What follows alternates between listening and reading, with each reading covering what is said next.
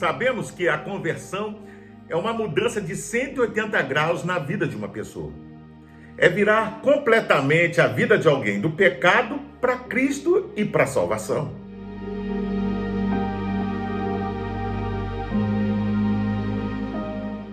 Porém, após o primeiro momento da salvação, ou seja, após a conversão e o novo nascimento, o que acontece?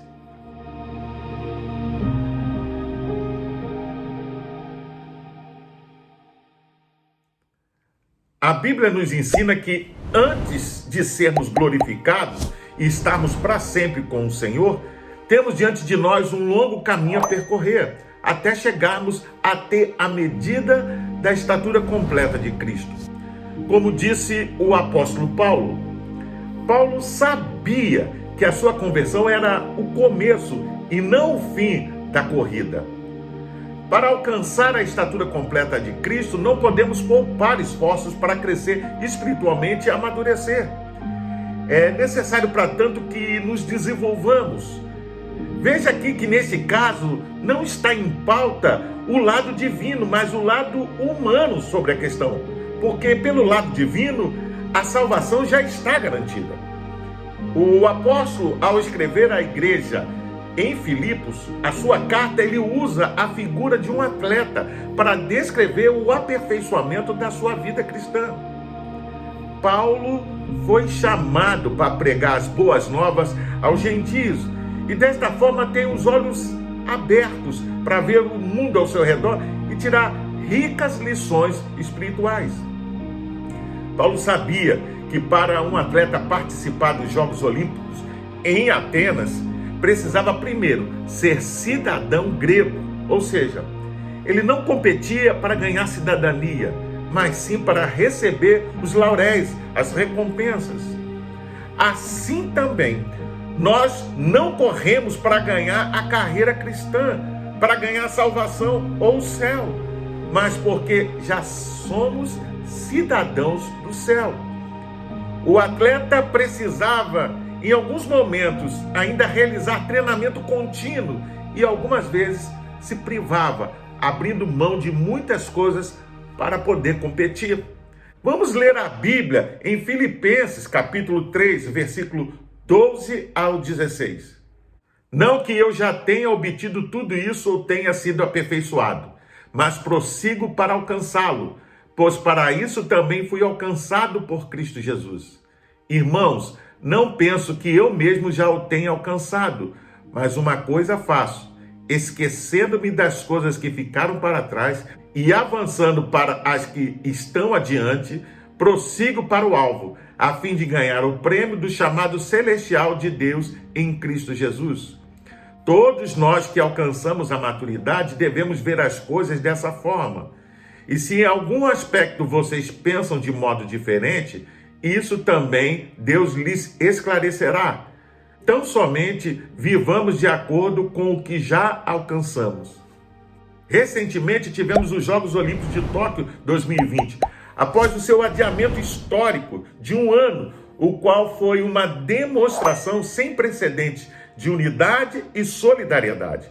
À medida que o mundo se uniu pela primeira vez após o início da pandemia do Covid-19 para os Jogos Olímpicos.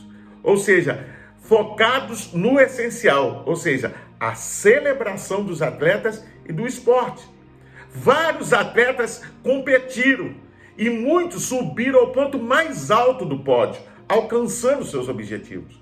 Muitos, porém, viram escapar entre os dedos anos de esforços e alguns perderam a grande oportunidade porque não competiram conforme as regras.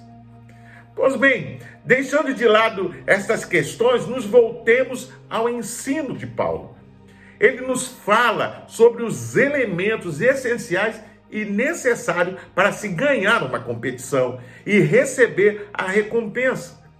E compara ao crescimento e amadurecimento na vida cristã. Vejamos cada uma delas.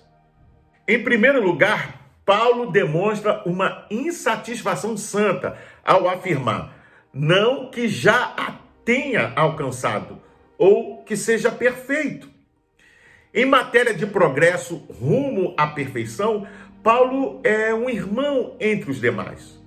O fato de ser líder não significa nada. Ele é um cristão que luta como os demais para alcançar o que Deus preparou para os seus filhos. Ele reconhece que participa de uma corrida e ainda não envergava a faixa de campeão e tampouco empunhava a taça, mas devia continuar correndo até que esses prêmios lhe fossem atribuídos. Embora fosse um homem de Deus, um servo fiel e um instrumento valoroso na pregação do evangelho e no plantio de igrejas, Paulo nunca ficou satisfeito com as suas vitórias espirituais. A semelhança de Moisés, ele sempre queria mais. Você pode ver isso em Êxodo, capítulo 33, verso 18. Uma insatisfação santa é o primeiro elemento essencial para avançar na corrida cristã. Muitos cristãos estão satisfeitos consigo mesmos e com a sua vida, principalmente ao se compararem àqueles que já estão trôpegos e parados. Paulo, diferentemente, não se comparava com os outros, mas com Cristo. Ele sabia que ainda tinha chegado até uma etapa, ele não tinha chegado à perfeição, muito embora fosse amadurecido na fé. Uma das características dessa maturidade é a consciência da nossa própria imperfeição. O cristão maduro e sincero faz uma autoavaliação honesta de si mesmo e se esforça para melhorar a cada dia. Saiba que a luta contra o pecado ainda não tinha terminado ou ainda não terminou. E essa perfeição não se alcança aqui, somente na presente vida. E você vê textos em Romanos, Tiago e em 1 João.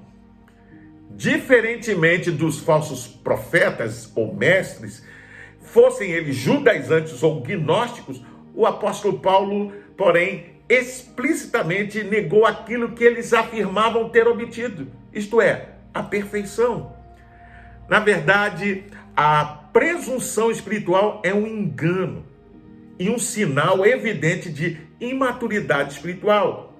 Nas Escrituras temos diversos exemplos. Por exemplo, a igreja de Sardes julgava-se a si mesma uma igreja viva, mas na avaliação de Jesus estava morta. Você pode conferir isso em Apocalipse capítulo 3, verso 1.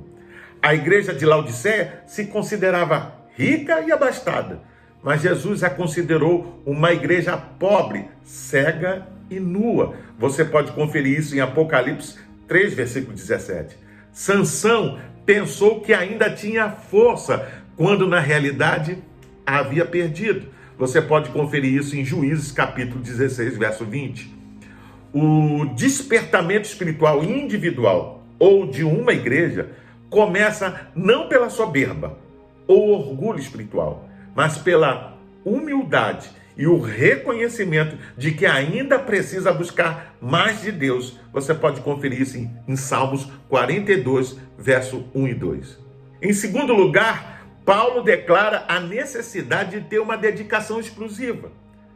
Mas uma coisa faço. Você pode ver isso no verso 13. O apóstolo Paulo tinha seus olhos fixos na meta e não se deixava desviar do seu objetivo.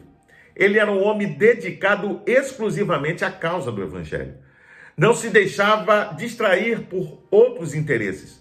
Sua mente estava focada e voltada inteira e exclusivamente para fazer a vontade de Deus. A Bíblia diz que aquele que põe a mão no arado e olha para trás não é apto para o reino de Deus. Você pode conferir isso em Lucas capítulo 9, verso 62.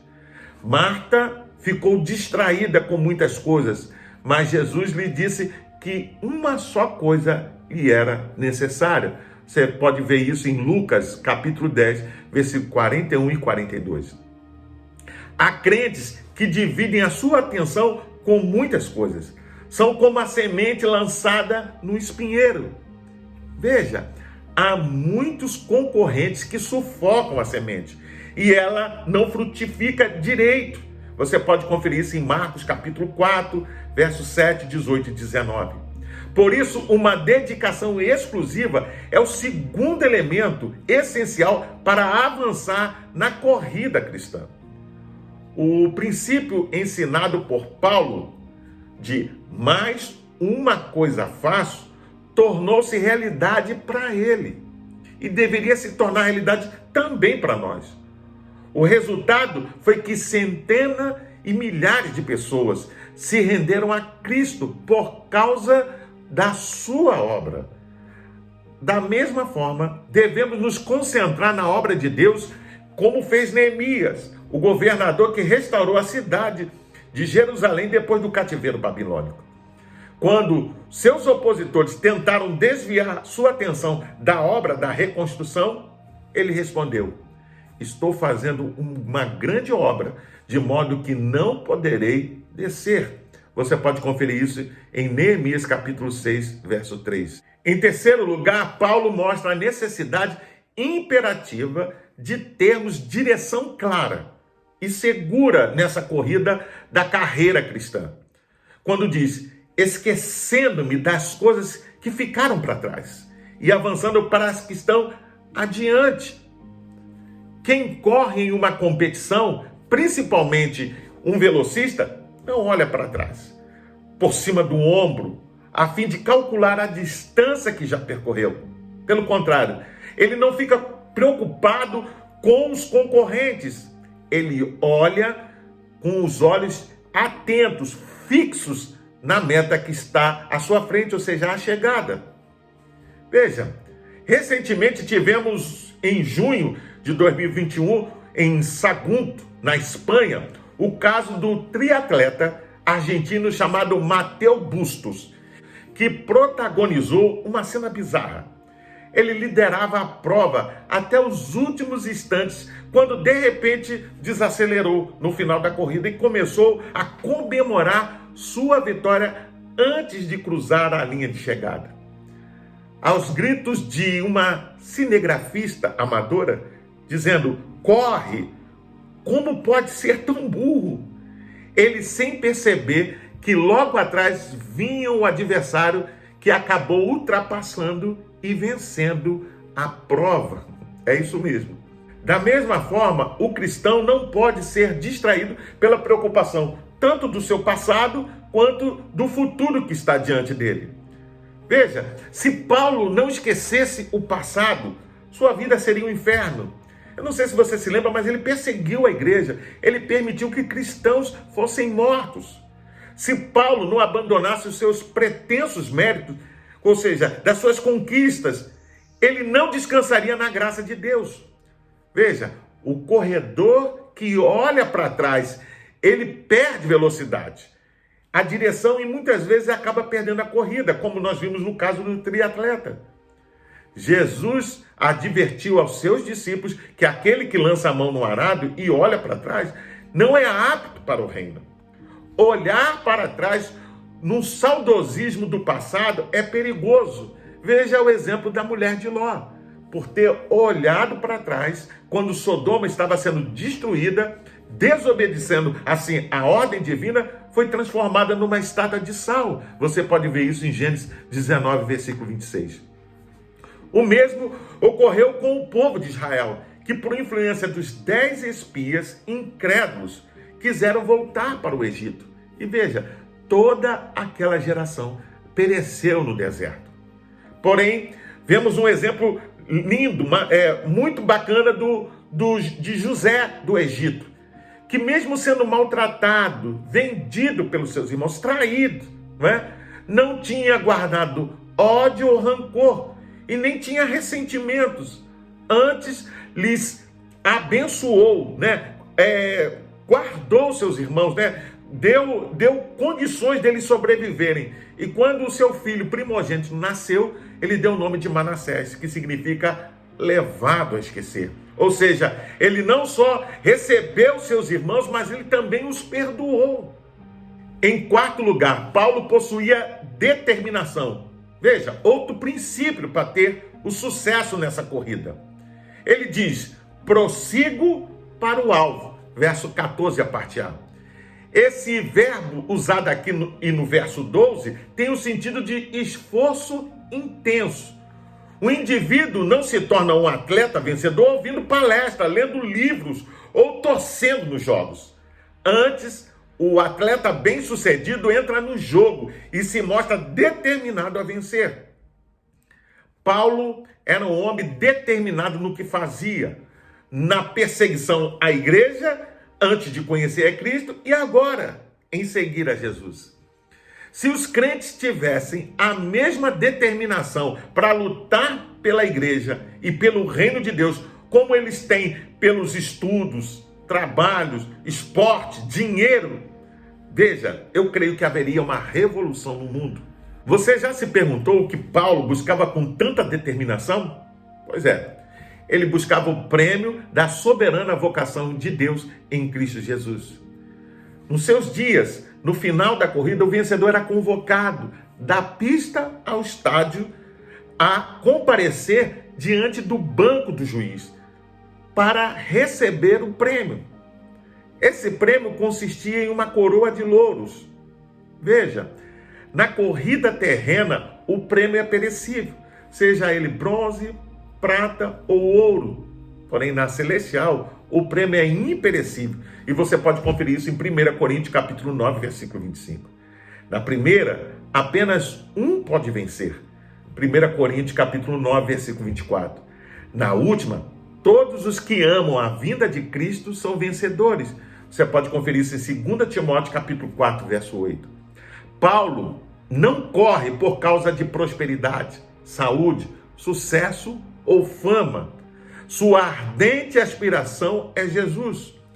Os atletas olímpicos corriam por uma coroa de louros, mas os cristãos devem correr por uma coroa incorruptível. Em quinto lugar, Paulo demonstra ter disciplina ao concluir seu pensamento dizendo: todos nós que alcançamos a maturidade devemos ver as coisas dessa forma. E se em algum aspecto vocês pensam de modo diferente, isso também Deus lhes esclarecerá. Então somente vivamos de acordo com o que já alcançamos. Verso 15 e 16. Paulo está ainda utilizando a figura da corrida. Veja, não basta correr com disposição e vencer a corrida. O corredor também deve obedecer às regras. Nos jogos gregos, os juízes eram extremamente rígidos com respeito aos regulamentos. E se o atleta cometesse qualquer infração, era desqualificado. Não perdia a cidadania, apesar de desonrá-la, mas perdia o privilégio de participar e de ganhar um prêmio. Nos Jogos Olímpicos de Tóquio, o velocista britânico C.J. Ujat está entre 4 atletas que foram suspensos por supostamente violar as regras antidoping. Ele foi suspenso provisoriamente por ter violado as regras antidoping, por ter testado positivo para 2 substâncias banidas. Aconteceu depois de ter ganho a medalha de prata nos 4 por 100 metros. O The Guardian, o jornal britânico considerado um dos mais famosos do mundo, diz que se a suspensão for mantida, será o maior escândalo de doping da história olímpica britânica e tirará um pouco do brilho da conquista de 65 medalhas da equipe da Grã-Bretanha em Tóquio. Veja, enquanto isso, o Já provavelmente enfrentaria uma proibição de 4 anos sem competir, trazendo, de certa forma, assim, um escândalo até para a sua própria nação. Veja, Paulo está enfatizando a importância dos cristãos lembrarem as regras espirituais que se encontram na palavra.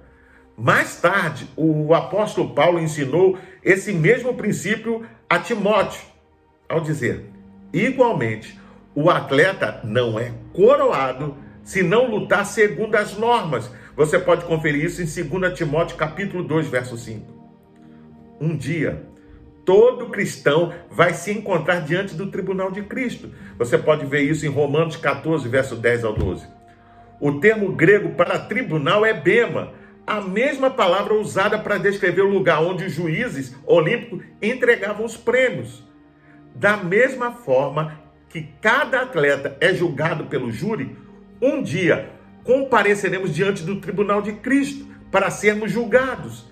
Se nos disciplinarmos a obedecer às regras, receberemos o prêmio.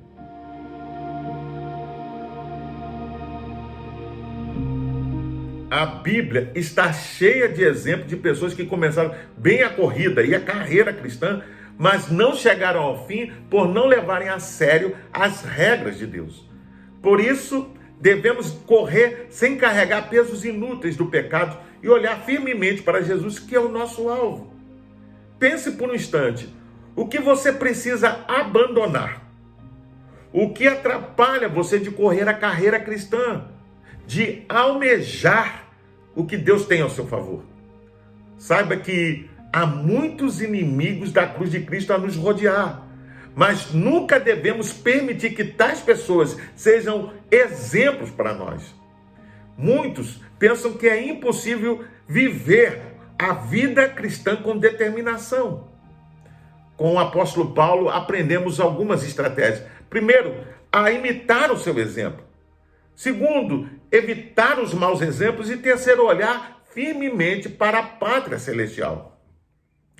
Nesse viés, então, precisamos nos lembrar sempre que a nossa pátria não é aqui. Por mais distraído que fiquemos com as coisas deste mundo. Logo, devemos olhar para o alto, porque nossa pátria está no céu. Quando aquele dia chegar, uma das glórias que havemos de desfrutar será a transformação do nosso corpo.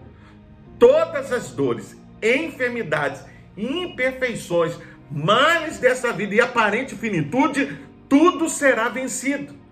Seremos a semelhança de Cristo, transformados e glorificados. Você pode conferir isso em 1 João capítulo 3, verso 2 e Romano capítulo 6, verso 5.